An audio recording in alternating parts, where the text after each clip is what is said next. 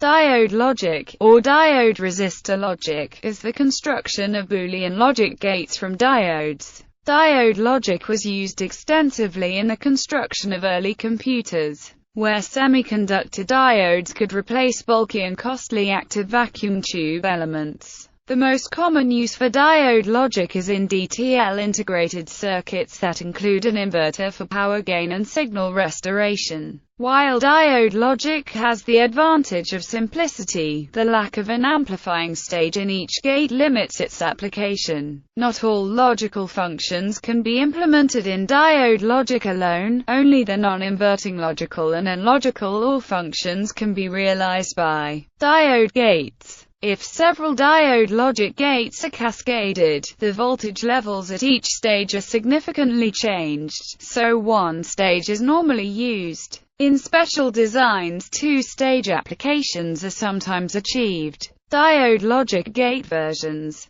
In logic gates, logical functions are performed by parallel or series-connected switches controlled by logical inputs or parallel resistors or diodes, which are passive components. Diode logic is implemented by diodes which exhibit low impedance when forward biased and a very high impedance when reverse biased. There are two kinds of diode logic gates, OR and AND. It is not possible to construct not diode gates because the not or invert function requires an active component such as a transistor. Simplifying assumptions. For illustration, this discussion assumes idealized diodes that conduct in the forward direction with no voltage drop and do not conduct in the reverse direction. Logic design assumes two distinct levels of signals that are labeled 1 or 0. For positive logic, the 1 represents the most positive level and 0 for the most negative level. For illustration, in this discussion positive logic 1 is represented by plus 6 volts and 0 volts represents logic 0. In binary logic, the exact magnitude of the signal voltage is not critical and it is only necessary that 1 and 0 states be represented by detectably different voltage levels.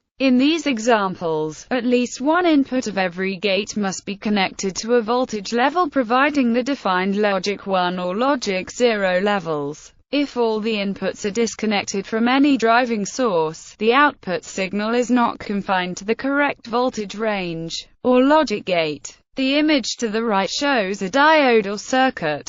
The diode symbol is an arrow showing the forward low impedance direction of current flow. All diodes have inputs on their anodes and their cathodes are connected together to drive the output.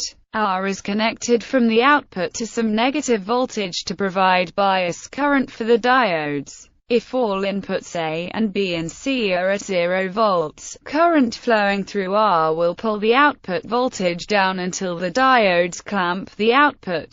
Since these diodes are treated as ideal, the output is clamped to 0 volts, which is logic level 0. If any input switches to a positive voltage, current flowing through the now forward biased diode will pull the output voltage up, providing a positive voltage at the output, a logic 1. Any positive voltage will represent a logic 1 state. The summing of currents through multiple diodes does not change the logic level. The other diodes are reverse biased and conduct no current.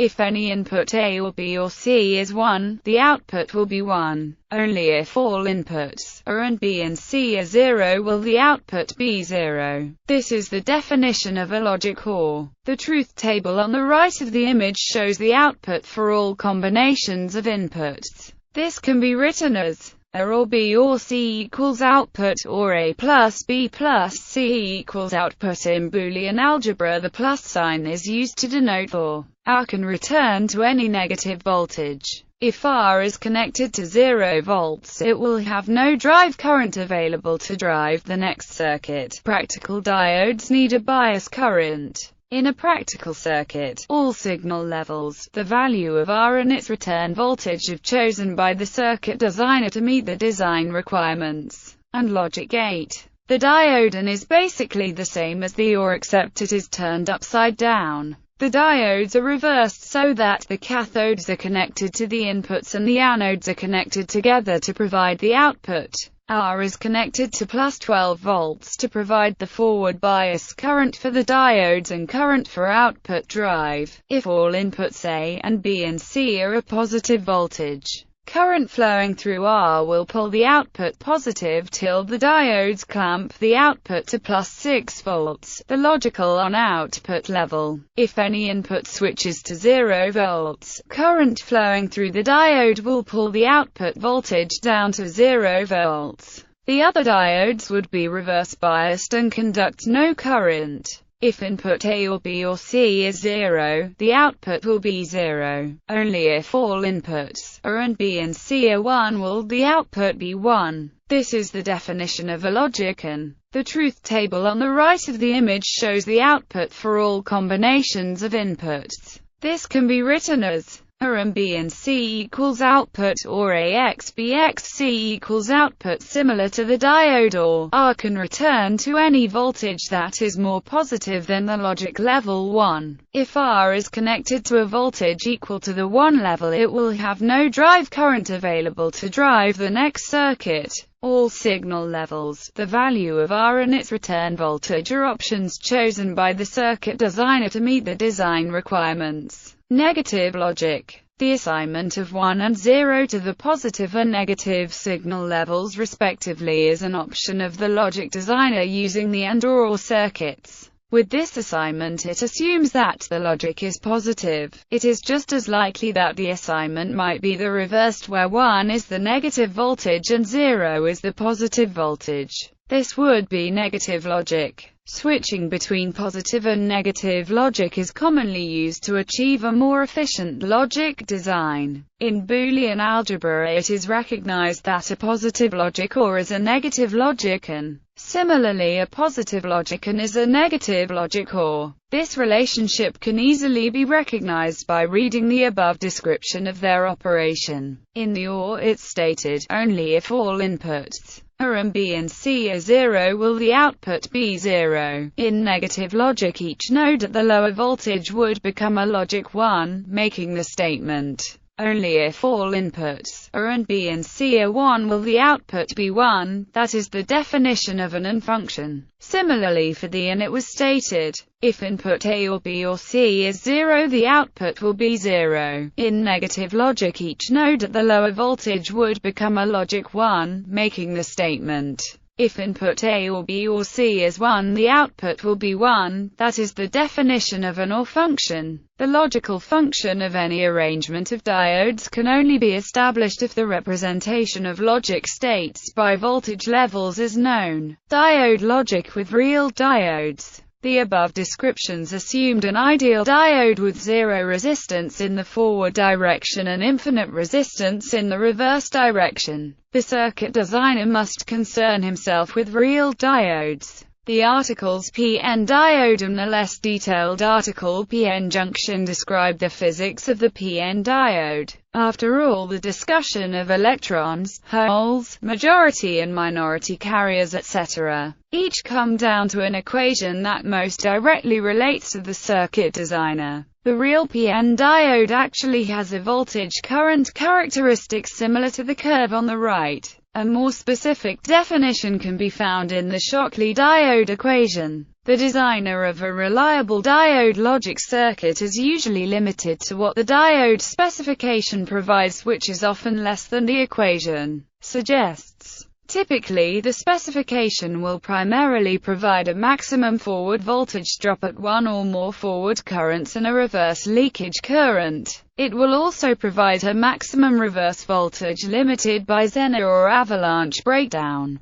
Typical worst-case specifications are shown below for both germanium and silicon p-n diodes. Germanium diode. Max forward voltage at 10 mA equals 1 volt at 0 to 85 degrees Celsius. Max reverse leakage current at 15 volts equals 100 microamps at 85 degrees Celsius. Silicon diode. Max forward voltage at 10 mA equals 1 volt at 0 to 125 degrees Celsius. Max reverse leakage current at 15 volts equals 1 microamps at 85 degrees Celsius. Effects of component manufacturing. Variations in temperature are usually included in these specifications. More realistically, the germanium forward voltage might be 0.25 to 0.4 volts, but this is often not specified. The silicon leakage current might be much lower, possibly 1 to 100 nanoamps.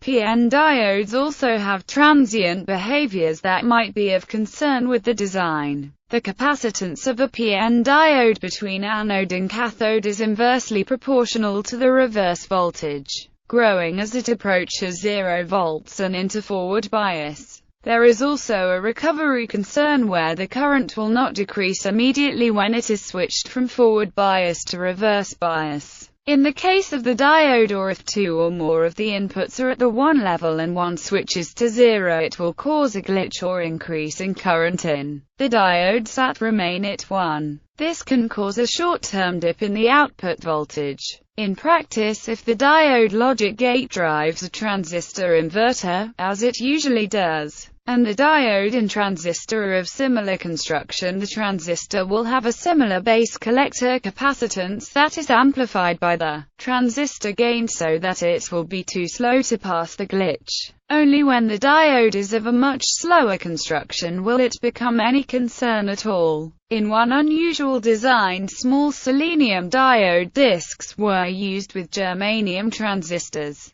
The recovery time of the very slow selenium diodes caused a glitch on the inverter output.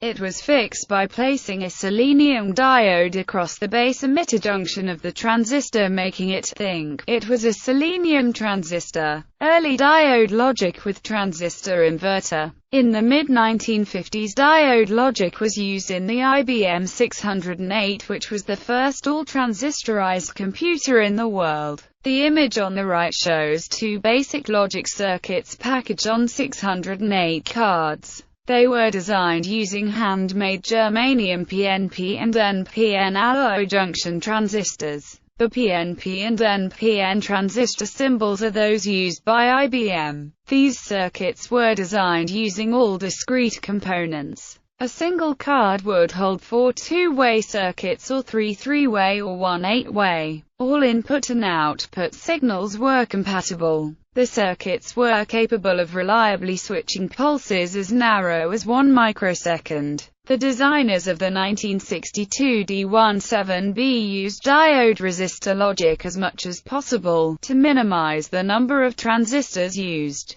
Properties. Non-restoring logic. Digital logic implemented by active elements is characterized by signal restoration. True and false, or 1 and 0, are represented by two specific voltage levels. If the inputs to a digital logic gate is close to their respective levels, the output will be closer or exactly equal to its desired level. Active logic gates may be integrated in large numbers because each gate tends to remove noise at its input.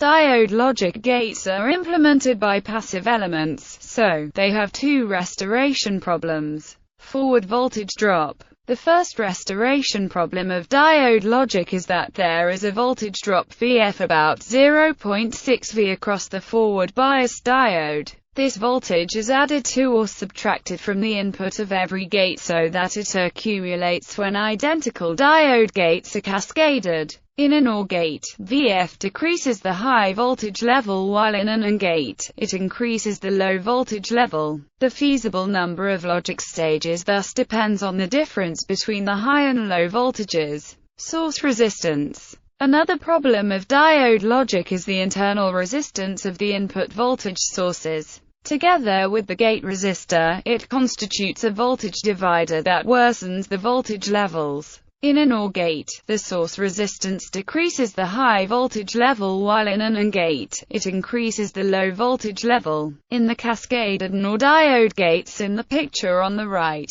the and high output voltages are decreased because of the internal voltage drops across the and pull-up resistances. Applications. Diode logic gates are used to build diode transistor logic gates as integrated circuits. The outputs of conventional ICs are never directly connected together since they act as voltage sources. However, diodes can be used to combine two or more digital outputs from an IC, such as a counter. This wired logic connection can be a useful way of producing simple logic functions without using additional logic gates. Most circuit families are designed to have compatible inputs and outputs depending on these signal levels to achieve reliable performance. Adding diode logic will degrade the signal level and result in poor noise rejection and possible failure. Tunneled diodes. During the 1960s, the use of tunnel diodes in logic circuits was an active research topic.